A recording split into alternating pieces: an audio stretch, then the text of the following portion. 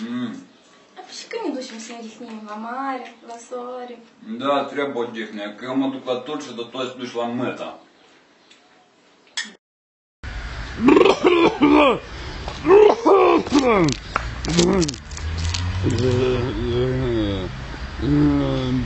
Яги! Ягит!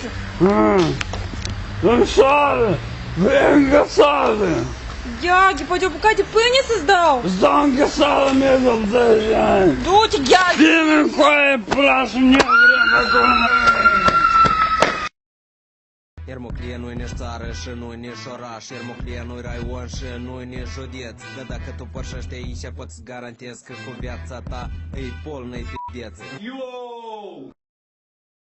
Bună seara, doamnelor și domnilor! Astăzi ne aflăm într-o gară internațională. Am ajuns tocmai în Antalya, unde a fost prins un cetățean moldovean furând din hotelurile europene. Ăsta a furat ștergare, pase de dinți, căruțe de dinți și altele. Dați să adresăm acum câteva întrebări. Bună ziua, am înțeles că v-au prins. Dar și normal că mă prins, cum să mă prind? Păi tu ce-ați furat? Cum ce-am furat? Toți fur și eu. Și ce-ați furat? Am furat tapșchi, șliompanți, pasteli. Și la Moldova nu sunt apă, șliompanți, pasteli. Sunt, cum să nu sunt, dar scumpi. Bine, și cum vă numiți? Vasea. Vasea și mie cum? Vasea, cum și cum? Vasea să e numele, dar numele de familie? Vasea Patrurechi. Bine, mulțumesc, Artur.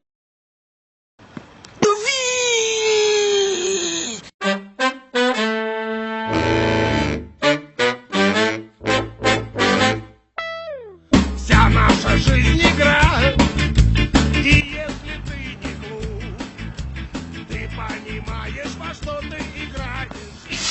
Păi barane și faci și păsuie stângă în avies, candibober испанский. Tu-ți dai seama pentru cine joci. Tu joci pentru FK Булгана, бей. И câte ori să zic, принял, отдал, 2 касания și stai, покури мне еще сигарету pe aici. Repede să joacă fotbal.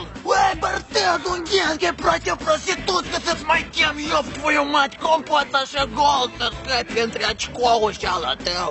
Ой, Максисян, tu la nuntă trebuie să joci, nu pe fotbalное поле, ёпсель, шмопсель, cum poți așa? Пуй Волосатого держи, Волосатого! Матей, tu ești un impotent fotbalnic! Cu așa succesuri tu clubului trebuie să plătești, nu noi ție! Ой, рыло беспонтовое, și не rest unei балету есть aici, на! Și arăt fotbal, terenul rău, плохому игроку и яйца мешают, б***ь! Офигею, ставка на trecut. Care este cauza conflictului?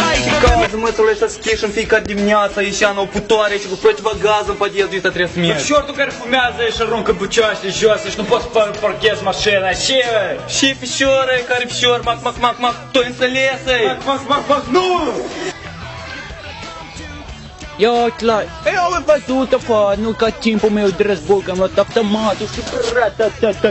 Ня-ня-ня-ня.